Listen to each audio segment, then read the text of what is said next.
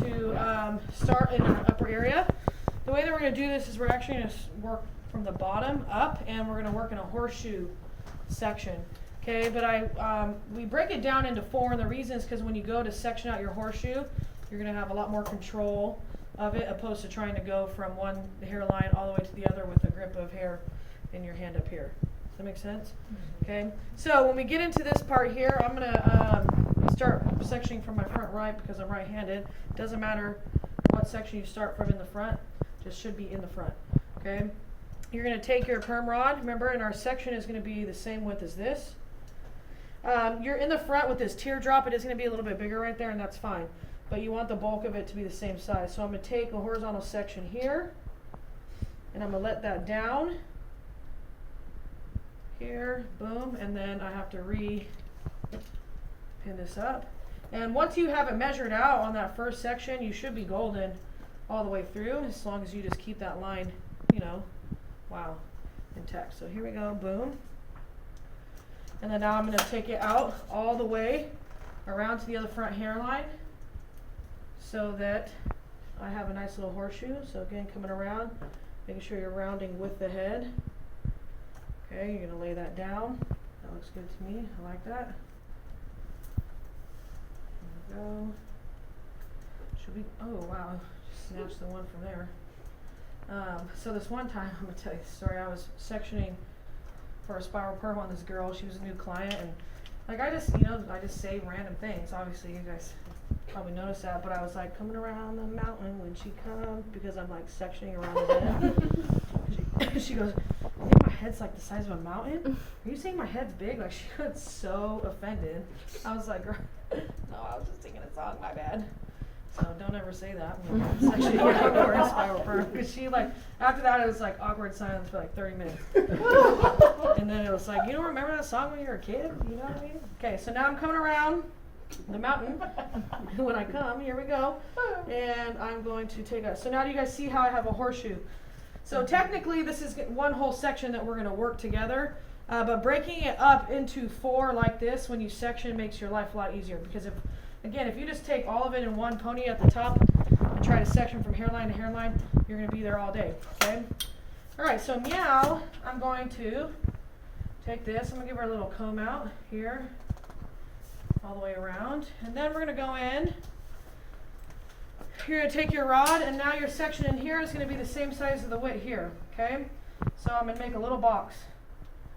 And that box should be no bigger than the roundabout, the diameter of your perm rod. Did you guys see how I did that? Right? So here, boom. I'm going to kick this out of my way. Some water here. Thirsty. Boom. Okay. So now, what we're going to do is we're going to roll this and we're going to spiral it up the perm rod. Hence why it's called a spiral perm. Okay. When you guys close these, and you're rolling the spiral, you want the open end to be up, so that when you close it up like that, okay? It doesn't matter which way, you can rotate it. So I'm going to show you 2 different ways. So this one, I want the curl to come away from the face, so that means I'm going to be rolling or pushing the hair towards the face, okay? This is where your bookend length is going to come into play. You guys are going to take your perm paper and fold it in half. And then you're with the spine of it down, right, the mouth of it open, you're going to pick it up like this, so that hair doesn't fall out. Do you guys see that? Mm-hmm. Okay. So you still want to have really good tension. Then you're going to spray it. Also, don't rest your arm on your client's head like this. And I'm going to take this all the way to the front here.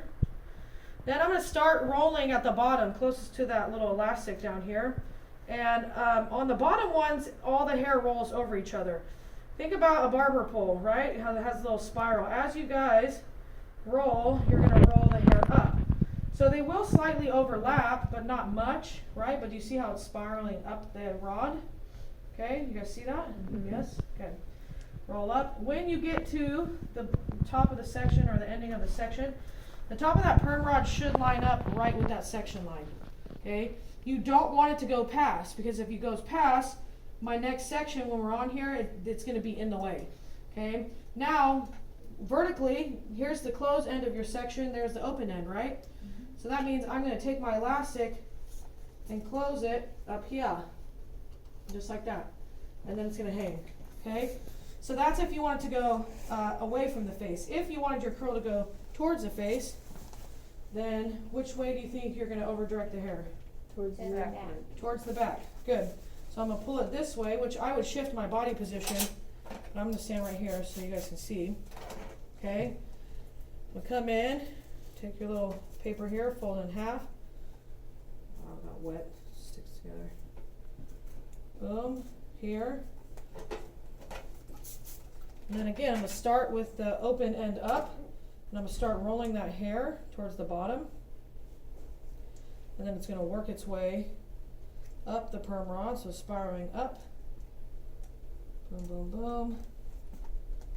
All the way in until you get to that hairline. Now the closed end's on this back side. So I'm going to close.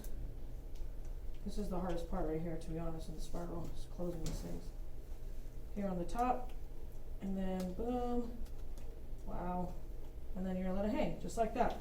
So some people will roll one way all the way through the panel. And then when they get to the next panel, they roll the opposite way of which they rolled in the last one. Some people will go back and forth between the two, each one. You do want to use both movements in the spiral perm. And the reason being is because, remember, inconsistency is more natural looking, right? So if you have your curls going different ways, it becomes a little bit more natural looking. I do usually keep the hairline the same. So that first one, if I do it away from the face, everyone on the hairline on these will be away from the face so that it's consistent, at least in the front. You don't have to, that's just me. Okay, you guys feel good? So then after you complete this whole entire horseshoe all the way around, then you'll take your next section from here. Okay, I have seen this be done, so I'm going to make it a mention. Some people will take a section and they just roll this whole thing, and then this one. It's not going to work out for you. You guys will see as you start moving up, they're going to get in your way. So you have to roll from the horseshoe from hairline to hairline, take your next one, and then go. And you're going to work it literally all the way up to the top of the head. Cool? You guys ready? Feeling it? Yeah. All right, let's get it.